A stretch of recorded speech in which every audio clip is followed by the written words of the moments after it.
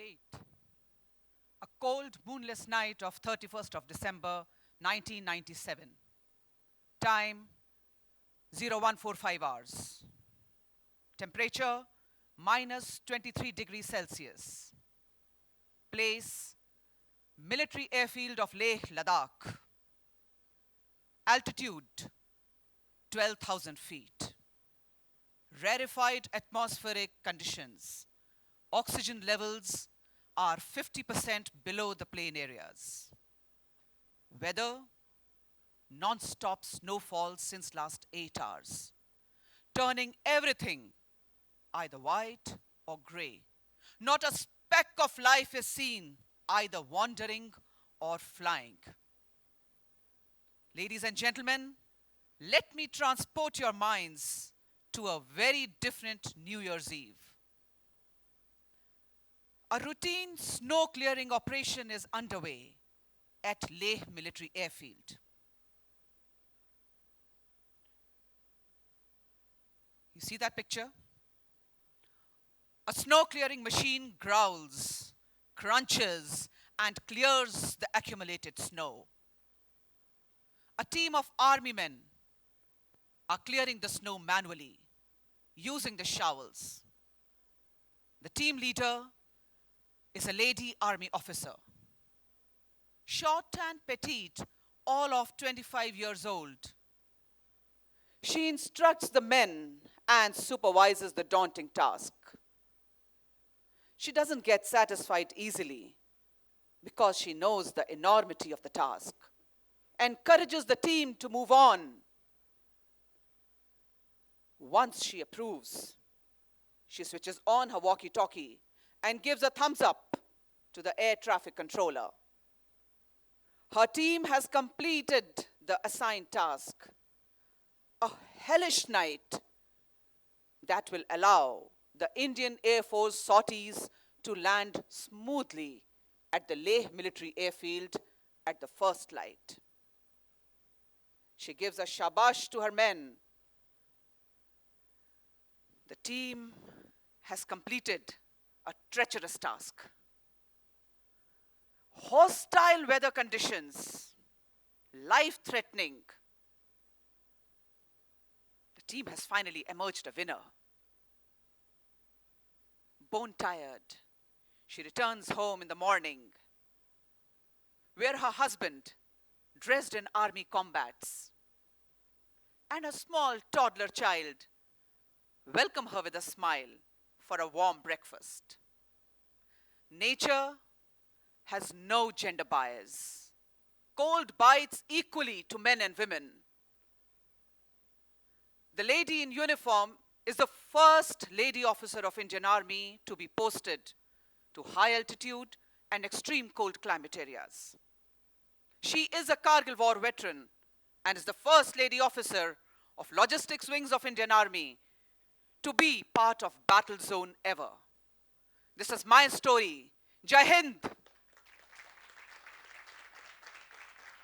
I am Captain Yashika TYAGI, and today I will be speaking on my life story and the lessons that I have learned through sweat and blood. And I hope it touches the chords of the young hearts, dil se. Well, I was not so confident always. As a child, I had a fear. My own shadows. I had fear of numbers. Let me share a story with you from those times. I was in grade 5 and had a mathematics exam for 70 marks. I don't know why people take maths exam for 70 marks, but they did. I appeared for the test and got only 2 out of 70. Came home crying and told my mom, I have failed, Mom. And she said, no, you have earned 2 marks. And if you keep working hard, your next test will certainly be better. So armed with this faith, I sat down to study, prepared. Couple of months down the line, another exam came, again for 70 marks. Any guesses how many did I get this time? Oh my God. I got 10. This time, 10 out of 70. So crestfallen, dejected, again I came back home and I told my mom again, I have failed. What she said changed my perspective. She said, this is a progress. 500 times over. From 2, you have come to 10 marks. And if you keep working hard, your next test will certainly be better than this one. I was amazed. She gave me the power to hope when everything was dim and bleak. And she taught me a lesson of life that I would like to share with all the young ones here. She said, make a mistake, learn your lesson, move on. Make another mistake, learn your lesson, move on. You, my dear, are allowed to make mistakes. But make new mistakes every time. Learn from them and move on. You are not allowed to repeat your mistakes. Because when you repeat your mistakes again and again, they become lapses. The lapses turn into blunders, and the blunders are bedrock of failure. So, my dear friends, do not have fear of making mistakes.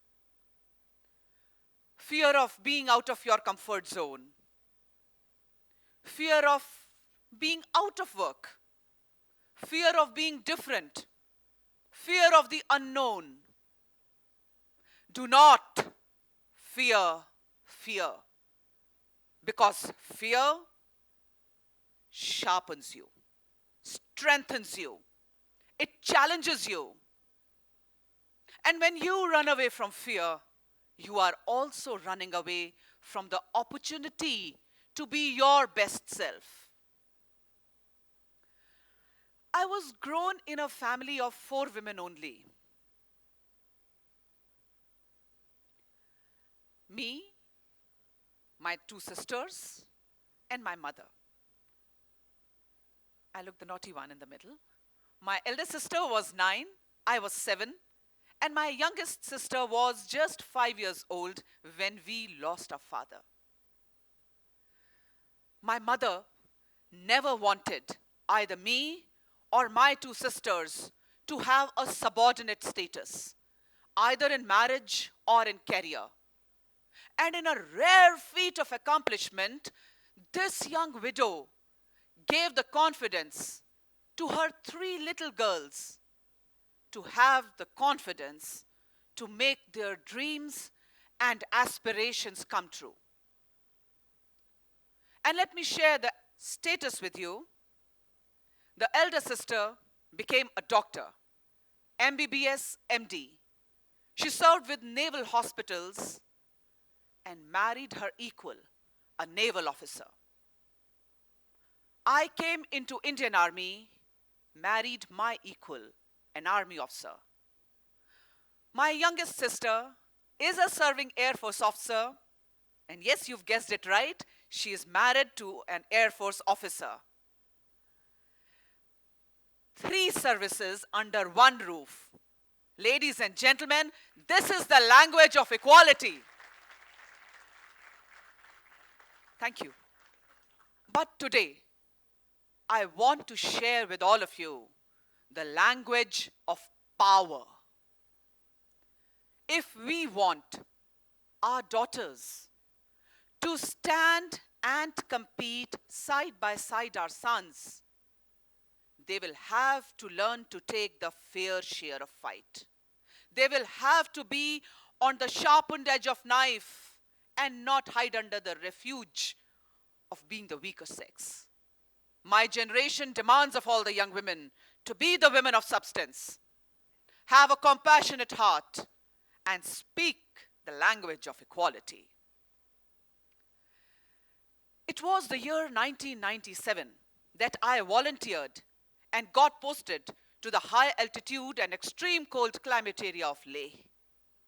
Till that time, Indian Army had not posted any lady officer from the logistics wing to uncongenial climate areas. Like an eagle, everyone was watching me, and as a prototype, I was being subjected to many tests on professional, personal, and emotional fronts, not to mention the physical fronts. And with a series of tests, my tenure came to a successful end.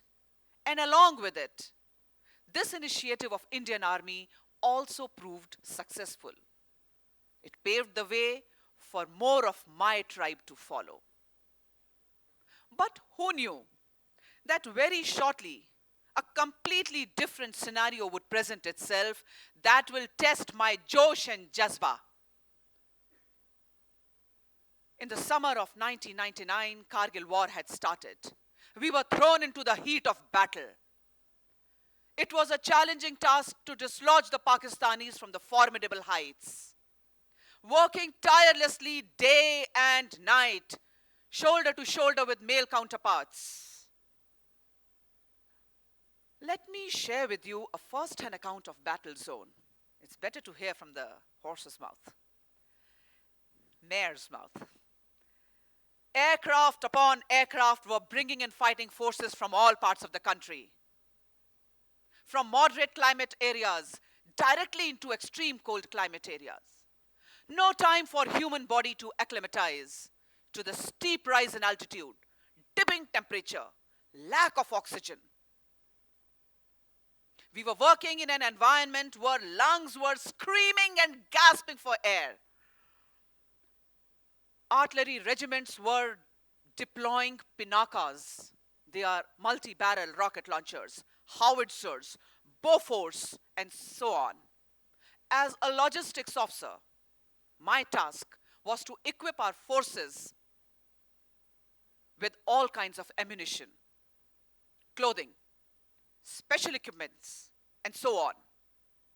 The only objective being that the fighting forces should have all the logistic support when they are in eye-to-eye contact with the enemy. It was a challenge, but the bravery and valor of Indian Army is well known to all.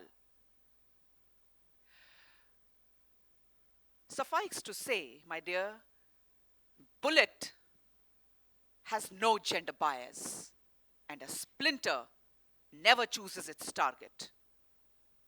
But nature does make a very significant bias. Nature makes mothers out of women only. At the time of Kargil war, I was pregnant. An unborn child in my belly, holding hand of my 2-year-old son. Prayers with my husband who was fighting in the treacherous area of Dras sector. I single-mindedly performed and executed my duties as a soldier of Mother Nation.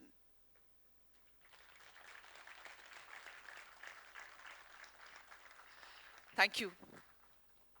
After the Kargil war, I was awarded a thumping battle report and 2 medals on my chest.